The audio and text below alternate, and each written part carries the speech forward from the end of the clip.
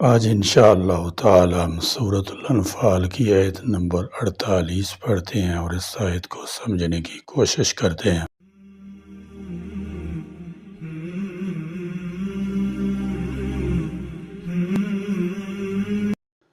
اعوذ باللہ من الشیطان الرجیم، بسم اللہ الرحمن الرحیم۔ وَإِذْ زَيَّنَ لَهُمُ الشَّيْطَانُ أَعْمَالَهُمْ وَقَالَ لَا غَالِبَ لَكُمُ الْيَوْمَ مِنَ النَّاسِ وَإِنِّي جَارٌ لَكُمْ فَلَمَّا تَرَاءَتِ الْفِئَتَانِ نَكَصَ عَلَى عَقِبَيْهِ وَقَالَ إِنِّي بَرِيءٌ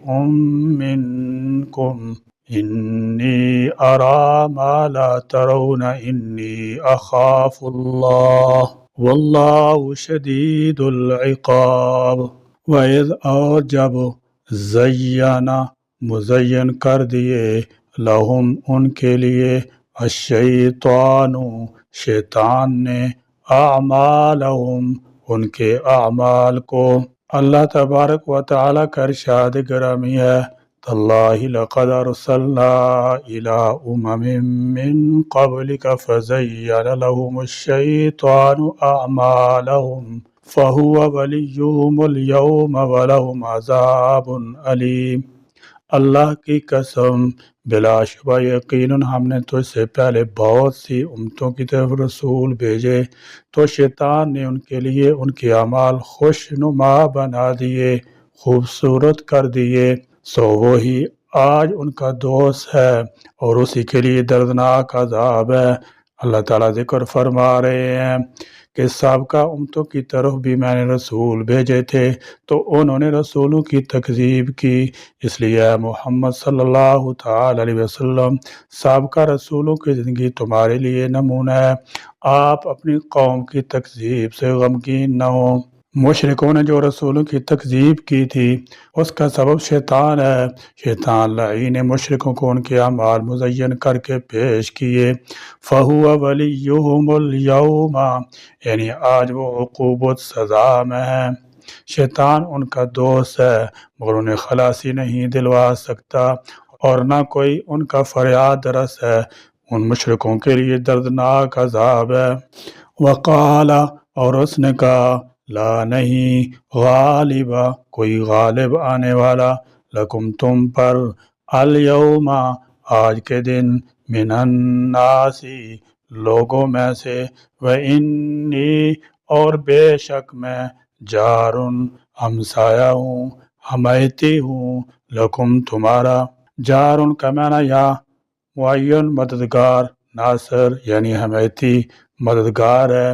ناکاسا الٹے پاؤں پیچھے ہٹا۔ شیطان کے ان کے لیے ان کے اعمال کو مزین کرنے، انہیں ان کے غالب ہونے اور اپنی حمایت کا یقین دلانے کی تفسیر بعض مفسرین مثلا طبری، ابن کثیر اور قرطبی نے حضرت ابن عباس رضی اللہ تعالی عنہما سے نقل فرمائی ہے کہ قریش اور بنو کنانہ کی باہم دشمنی تھی اور انہیں ان کی طرف سے خطرہ تھا کہ وہ پیچھے سے ہم پر حملہ نہ کر دیں۔ شیطان نے ان کے سردار سراقہ بن مالک بن جاشم کی شکل میں آ کر ان کی طرف سے قریش کو بے فکر ہو جانے کا اور اپنی حمایت کا یقین دلایا اور اپنے لشکر کو بھی لے کر آ گیا، مگر بدر میں جب مسلمانوں کے ساتھ جبرائیل علیہ السلام اور فرشتوں کو دیکھا تو الٹے پاؤں یہ الفاظ کہتا ہوا بھاگ گیا، اور ناکاسا عاقبہ سے یہی راجح نظر آتا ہے کہ وہ ظالم انسانی شکل میں آیا تھا، اور شیطان کا بعض اوقات انسانی شکل میں آنا کچھ بعید نہیں، جیسا کہ صحیح حدیث میں ہے کہ ایک دفعہ وہ رسول اللہ صلی اللہ تعالی علیہ وسلم پر نماز میں حملہ آور ہوا تو آپ صلی اللہ تعالی علیہ وسلم نے پکڑ کر اس کا گلا گھونٹا، مگر پھر سلیمان علیہ السلام کی دعا یاد کر کے اسے چھوڑ دیا۔ حضرت ابو ہریرہ رضی اللہ تعالی عنہ کو بھی شیطان 3 دن نظر آتا رہا اور وہ گرفتار کر کے اسے چھوڑ دیتے رہے، اس لیے اس اہم موقع پر خود اس کا آنا کوئی بعید نہیں ہے۔ فلما، پھر جب، تراءتی آمنے سامنے ہوئی، الفیتانی دونوں جماعتیں، دونوں گروہ، ناکاسا تو وہ پھر گیا، علی عاقبیہ اپنی ایڑیوں پر، یعنی پہلے تو شیطان نے مشرکین مکہ کو خوب اکسایا کہ وہ مقابلہ پر آ جائیں اور انہیں ضرور ہی فتح حاصل ہوگی، لیکن جب مقابلہ ہوا تو یہ شیطانی قوت کچھ کام نہ آئی۔ مشرکین جب مکہ سے روانہ ہوئے تو انہیں اپنے حریف قبیلے بن بکر بن کنانہ سے اندیشہ تھا کہ وہ پیچھے سے انہیں نقصان نہ پہنچائے، چنانچہ شیطان سراقہ بن مالک کی صورت بنا کر آیا جو بنی بکر بن کنانہ کے ایک سردار تھے، اور کہا انہیں نہ صرف فتح غلبہ کی بشارت دی بلکہ اپنی حمایت کا بھی پورا یقین دلایا۔ لیکن جب ملائکہ کی صورت میں امداد الہی اسے نظر آئی تو ایڑیوں کے بل بھاگ کھڑا ہوا۔ وقال، اس نے کہا، انی بے شک میں بری ذمہ ہوں، منکم تم سے، انی بے شک میں اراؤ دیکھتا ہوں، ما جو لا ترونا نہیں دیکھتے تم، انی بے شک میں اخاف اللہ سے ڈرتا ہوں۔ اس آیت میں بیان کیے گئے واقعے کا خلاصہ یہ ہے کہ شیطان نے کفار کی نگاہ میں ان کے اعمال خوبصورت کر کے دکھائے اور رسول کریم صلی اللہ تعالی وسلم کی عداوت اور مسلمانوں کی مخالفت میں جو کچھ انہوں نے کیا تھا اس پر ان کی تعریفیں کی اور انہیں خبیث اعمال پر قائم رہنے کی رغبت دلائی۔ اور جب قریش نے بدر میں جانے پر اتفاق کر لیا تو انہیں یاد آیا کہ ان کے اور قبیلہ بن بکر کے درمیان دشمنی ہے، ممکن تھا کہ وہ یہ خیال کر کے واپسی کا ارادہ کرتے، اور یہ شیطان کو منظور نہ تھا، اس لیے اس نے یہ فریب دیا کہ وہ بنی کنانہ کے سردار سراقہ بن مالک کی صورت میں نمودار ہوا اور ایک لشکر اور ایک جھنڈا ساتھ لے کر مشرکین سے آ ملا اور ان سے کہنے لگا، میں تمہارا ذمہ دار ہوں، آج تم پر کوئی غالب آنے والا نہیں۔ جب مسلمانوں اور کافروں کے دونوں لشکر صف آرا ہوئے اور رسول کریم صلی اللہ تعالی وسلم نے ایک مشت خاک مشرکین کے منہ پر ماری تو وہ پیٹ پھیر کر بھاگے،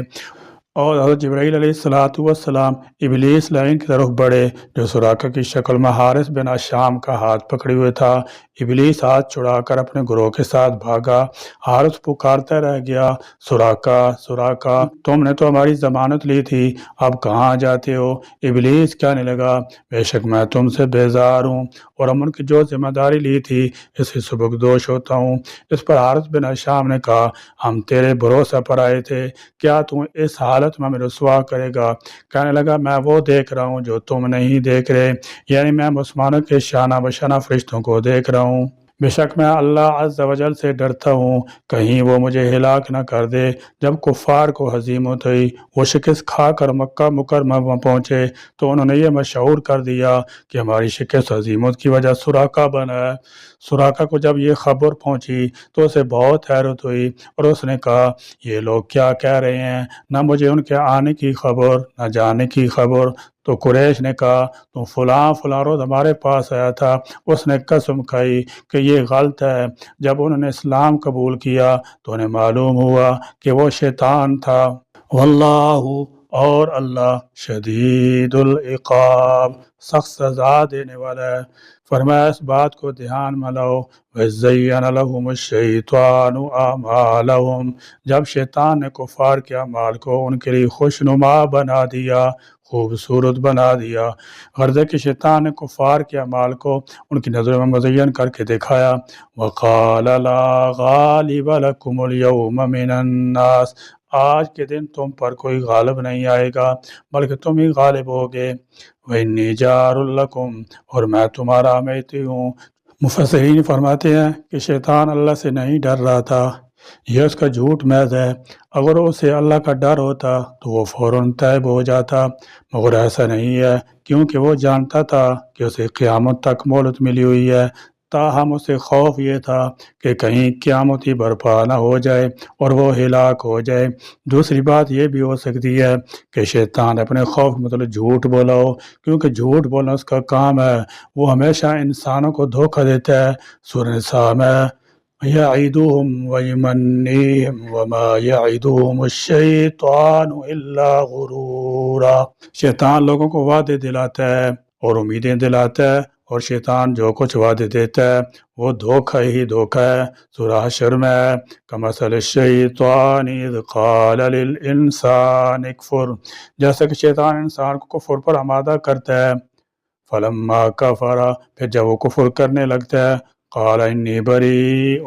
منک، تو شیطان کہتا ہے میں تم سے بیزار ہوں، انی اخاف اللہ رب العالمین، مجھے تو اللہ تعالیٰ کا خوف آ رہا ہے۔ سورہ ابراہیم میں اس طرح ہے کہ جب قیامت کے دن شیطان کے پیروکار اسے گھیر لیں گے تو وہ کہے گا ان اللہ وعدکم وعد الحق، کہ اللہ نے تم سے سچا وعدہ لیا تھا، ووعدتکم فاخلفتکم، اور میں تمہیں جھوٹے وعدے دلاتا رہا، میں تو پر غلبہ تو نہیں رکھتا تھا، صرف برائی کی طرف دعوت دیتا تھا، تم نے انبیاء علیہ السلام کی دعوت کو قبول نہ کیا، مگر میری دعوت کو مان کر کفر و شرک اور معصیت میں مبتلا ہوئے، فلا تلومونی ولوموا انفسکم، لہذا آج مجھے ملامت نہ کرو بلکہ خود اپنے آپ کو ملامت کرو کہ تم نے خدا تعالیٰ کے سچے وعدے کو چھوڑ کر میرے جھوٹے وعدے پر اعتبار کیا، لہذا اب خدا تعالیٰ کے عذاب کا مزہ چکھو۔ اللہ نے فرمایا واللہ شدید العقاب، اللہ تعالیٰ سخت گرفت کرنے والا ہے، اس کی گرفت سے کوئی بچ نہیں سکتا، لہذا آج اپنے اعمال کی سزا بھگتنا ہوگی۔ مفسرین کرام رحمۃ اللہ تعالی بیان کرتے ہیں کہ شیطان سراقہ بن مالک کی شکل میں آ کر کفار کی حوصلہ افزائی کرتا رہا، اس نے دار الندوہ میں حضور اکرم صلی اللہ تعالی وسلم کی قتل کے منصوبے کے وقت بھی ایسا ہی کیا تھا، کمزور تجویزوں کو رد کرتا رہا، اور جب آپ قتل کا منصوبہ پیش ہوا تو اس سے اتفاق کر گیا۔ اس موقع پر بھی اس نے شیخ نجدی کی صورت میں کفار کو دھوکہ دیا تھا، اور جنگ بدر کے موقع پر سراقہ بن مالک کی صورت میں آ کر پھر دھوکہ دیا، اور ادھر حقیقت تھی کہ اصل سراقہ کو اس بات کا علم تک نہ تھا۔ جنگ ختم ہونے کے بعد جب اس واقعے کی مشہوری ہوئی اور بات سراقہ بن مالک تک پہنچی تو اس نے صاف کہہ دیا کہ میں تو بدر کے میدان میں گیا ہی نہیں، اور نہ میں نے ابو جہل سے کوئی بات کی اور نہ اس کے ہاتھ میں ہاتھ دیا ہے۔ اس پر یہ بات واضح ہوئی کہ مقام بدر پر سراقہ نہیں بلکہ شیطان نے کفار کو دھوکہ دیا تھا۔ بہرحال اللہ تعالیٰ نے فرمایا کہ شیطان مشرکین کے ساتھ دھوکہ کر رہا تھا، جس نے انہیں ہلاکت کے گڑھے میں اتار دیا اور انہیں شکست فاش سے دوچار ہونا پڑا۔ اللہ تعالیٰ نے فرمایا کہ اے ایمان والو، تم کافروں کی مشابہت اختیار نہ کرنا، یعنی نہ تو غرور تکبر کی بات کرنا، نہ ہی کوئی دکھاوے والی بات کرنا، اگر ایسا کرو گے تو تم بھی شیطان کے دھوکے میں آ جاؤ گے۔ شیطان کے یہی ہتھیار ہوتے ہیں جو وہ انسانوں پر آزماتا ہے، اور جو اس نے مشرکین مکہ پر بھی آزمائے، اور ابتدا میں وہ جھوٹے وعدے کرتا ہے، لوگوں کو دھوکے میں ڈالتا ہے، اور بعد میں بیزاری کا اظہار کر دیتا ہے۔ نتیجہ یہ ہوتا ہے کہ انسان شیطان سے دھوکہ کھا کر جہنم کے گڑھے میں جا گرتا ہے۔ بہرحال اللہ تعالیٰ نے 7واں اصول یہ بیان فرمایا کہ جنگ کے دوران عاجزی اور ان کی سیاری اختیار کرو، اللہ تعالیٰ سے دوسروں کی دعائیں کرو اور دکھاوا نہ کرو۔ اگر ان باتوں پر عمل کرو گے تو اللہ تعالیٰ دشمن پر غلبہ عطا کرے گا۔ یا اللہ کریم، اپنی قدرت سے مسلمانوں کی امداد کی غیبی صورتیں ظاہر فرما۔ یا اللہ اس وقت روئی زمین پر جہاں کہیں کافروں اور مسلمانوں مقابلہ کی صورت ہے، یا اللہ کافروں کو مغلوب فرما، اہل اسلام کو غالب فرما، اور اپنی قدرت و تدبیر سے مسلمانوں کی مدد و نصرت فرما، اور دشمنان دین کی چالوں اور تدبیروں کو ملیے میٹ فرما۔ یا اللہ کریم، شیطانی چالوں سے ہماری حفاظت فرما۔ یا اللہ کریم، ہمارے گناہ کو معاف فرما۔ آمین۔ وآخر دعوانا الحمدللہ رب العالمین۔